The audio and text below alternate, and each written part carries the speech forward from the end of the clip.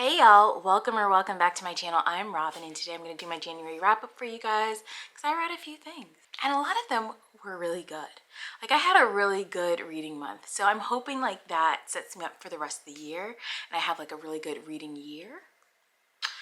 To be determined, because you can have a really great reading month at the beginning of the year and then come June, just shot to hell. So let's talk about what I read. 4 of the books that I read, I talked about them in my last video, my reading vlog, where you guys chose my TBR, and that was so much fun. However, I will quickly mention them. I read Assassin's Quest by Robin Hobb.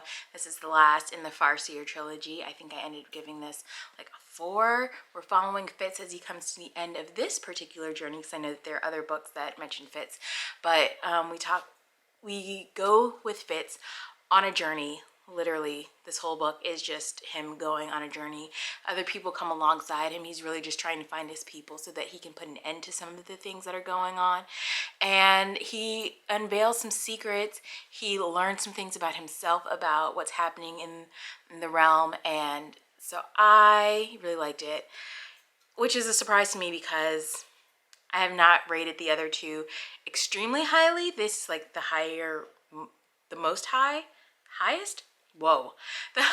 rated of the trilogy, and so I'm actually really excited to get to the other books in the realm of the Elderlings world. I also read Finley Donovan is Killing It by Elle Cosimano. This is the first in, I guess, the Finley Donovan series, and this is about a woman who was mistaken to be a hit woman. She's really just a writer. She was talking about the plot of her latest book, and someone overhears her and is like, oh, that's a hit woman, I'm gonna hire her to kill my husband.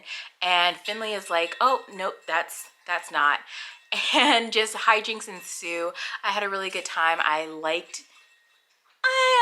Finley was growing on me by the time I finished this. After I thought about it, she had grown on me in the weeks after I'd finished it. And so I really like Vero, her sidekick partner in crime. She was really funny, and I'm curious to see how the rest of the series goes. I hear not so great things about the rest of it, but we'll see. I also read a classic, which I don't typically do, but I had a really good time with that, and that was Madame Bovary by Gustave Flaubert, and that was because it was messy. It was super messy. Emma is a bored housewife, and she's just like, you know what I'm gonna do? Have an affair. And it just gets super messy and complicated, and things take a turn, many turns. I also had a good time with this. I don't know what I can say. I love a good messy classic. And then the last book that you guys chose for me to read was Mermaided Black Con by Monique Raffi. And this is about a mermaid who gets captured by American tourists, and a guy who lives on the island goes to save her, and they create a friendship and then a relationship. She develops a relationship with some of the other people on the island, and this is just talking about, like, do you stay in a place that's unfamiliar, or do you go back to something that you're familiar with even though it's a little lonely and unfulfilling. I was not expecting it to be as sad and heartbreaking as it was. I still really enjoyed it. I loved hearing the different perspectives of the mermaid and of the David, I think his name was, the guy that she starts to develop a friendship and relationship with, and their different perspectives. But if you want to know my like full thoughts, my in-depth thoughts on those, you can go take a look at my blog, which I have here and down below. So go at it. I encourage it. So let's get into the other books that I read this month. So let's talk about a couple of arcs that I had. The first was Diva by Daisy Goodwin. This was telling the story about Maria Callas, a renowned opera singer who was quite an icon. The Diva name fit her very well, but it talks about her career. And mostly it talks about her very tumultuous and whirlwind affair with shipping magnate Aristotle Onassis prior to him getting with Jackie Kennedy. And it talks about their ups and downs with this relationship, how much she fed into it, but he always kind of seemed, he was basically playing her. He was a player. That's what he was. And so you really get to see her ups and downs, how she tries to juggle her career and what she wants and how she wants to be the best of the best, alongside of like the demands that he has of her as his girlfriend. I thought it was a great time. It was a nice historical fiction. It was a quick and easy, fun read. It was very messy. You know I love mess. So I really liked that aspect. And so that was that. And then I read, what was the other arc I had? Oh, Most Ardently by Gabe Colnovia. This was a Pride and Prejudice retelling or remix, that like remix series that they have. And it was a queer remix of it. So you have, in the original Pride and Prejudice, you have Lizzie Bennet, but in this we have Oliver Bennet, who is a trans man, and he meets Mr. Darcy, who is secretly a gay man. All of this is secret. It's like 1812 in London, like nobody was out. And so they're trying to like navigate this world. So in this particular story, it has very much the same plot as the original Pride and Prejudice, if you know the original plot of Pride and Prejudice. I thought that this was interesting and done pretty well.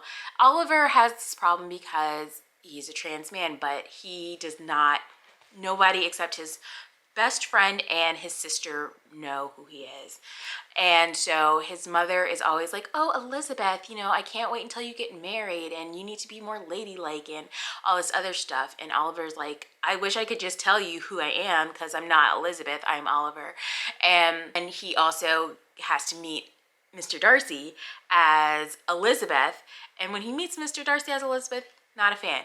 But in the original, Elizabeth was also not a fan of Mr. Darcy. And they go through like they have these chance encounters where Darcy gets to be who he truly is and Oliver gets to be who he truly is. But like they don't know who they don't know each other, but they do know each other. I don't know. I had a very good time with it. There were moments when Oliver was getting on my nerves and I was just like, bruh, if you don't shut up about some things. He was a little self-righteous at times. And I was just like, do you not understand that people are not as privileged to just be who they want to be at times? Like I don't know. I was just like, you of all people should know that you don't just have the luxury of necessarily being who you just want to be and then have everyone accept it. Like, so you can't tell people that they should just be who they are. Like, bro, that's not how that works in 1812 London. I forgot to mention, I gave Diva 4 stars and I gave Miss Ardently 4 stars as well. So those were the 2 arcs that I had. Then it was time for my monthly buddy read with Ray. And so, of course, we picked up Theft of Swords by Michael J. Sullivan. I don't know why I said of course, like it was just the most obvious thing. But we picked this up. I was really excited to get to this. I think I have Age of Myth, Age of Empire, Age of something by Michael J. Sullivan, but I was told like I should start here. So here we are. I really, really liked this. I did not expect to like it as much as I did, but Royce and Hadrian have stolen my heart. I will say this is like 2 books in one. So this is like volume 1 and it has the first 2 books of the series. I'll say that I liked the first book more than I liked the second book. And it was almost as if the first book could have just been enough on its own. Obviously, there were things that you wouldn't be able to understand. Like, you would just never find out if it was a standalone, but I would be okay with that. I'll just let my imagination work. But we're following Royce and Hadrian. They are first hired to steal a sword from somebody so that the person that hires them doesn't have to fight the guy with the sword. Because he's like, listen, I'm actually not the best swordsman and I don't want to die. And so Royce and Hadrian have to go to the castle and they have to steal the sword. But when they get to the castle, they stumble upon the king and he is murdered. And they're like, whoa, that's crazy. We're just gonna leave. But they can't leave because someone has seen them and is like, y'all murdered the king. And so they go on quite the adventure to prove that they didn't, or do they prove that? It gets a little murky. And then they've also kind of like saved some other people in between. So in trying to save themselves, they're also trying to figure out like who wanted the king dead, why do they want the king dead, and like that's what we follow in that. I had a really good time. I cannot wait. I immediately wanted to like read the next book, but like I had other books I needed to read. and I also don't have the other one, and I think that I want all of them. So I am going to get the next one. Is that going to be my February buy? I don't know. Maybe I'll just wait until Ray says that she's ready to read the second one, and then that'll be my buy for that month, since I'm on a low buy year and I'm only buying one book a month. Hurts my soul. Theft of Swords, 4.5. I felt like it could have been a 5, but by the time I got to the second book, it just felt a little off and a little different. It was dragging a little bit more than I would like it.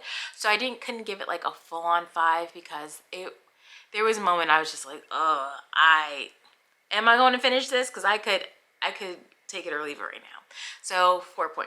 And then the last thing I read in January was This Thing Between Us by Gus Moreno.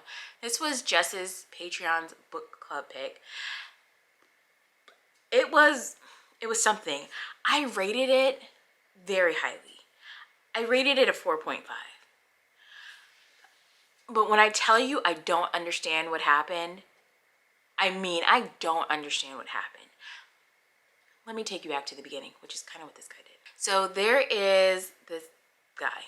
His name is Tiago. And he has just lost his wife in a very tragic accident. You know, he didn't obviously expect for her to die. She wasn't sick or anything. And it was just like one day she was there, and then the next minute he's getting a call that says, "Hey bro, your wife gone." So we actually start at like the day of the funeral. We're really going through grief with him. He's talking about how other people are co-opting his wife's death and being like, oh, she would have wanted this and she would have wanted that, and I just know that she's in a better place. And he's like, how do you know that? How do you know that she wanted any of this? Because I'm pretty sure that she didn't. And so he's going through all of these different stages of grief, but you kind of go back in time with Tiago and you realize something really sinister and a little malevolent was happening in their apartment. Like, I don't know, was it a spirit? Unclear. But there was something going on in his apartment, and he's just like, if I leave this place, things will get better. And things don't get better. And then we get to the end of this, and let me tell you, I don't know what it means. I don't understand it. I just sent me some things on Reddit just to like, am I the only one that didn't understand? I was not. People have theories about what happens, what this whole book means. I mean, obviously there's the larger theme of grief and coping with it when a loved one dies.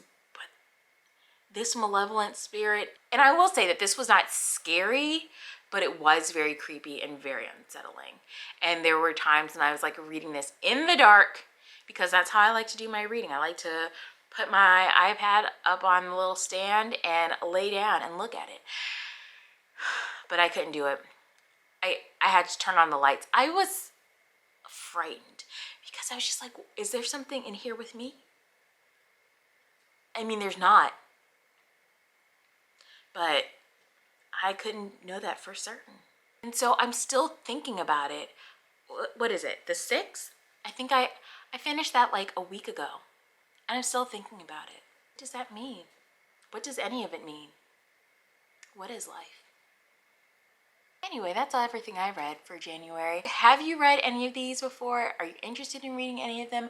What was the best thing you read in January? I want to know. Let's talk about it down below in the comments. And until next time, bye.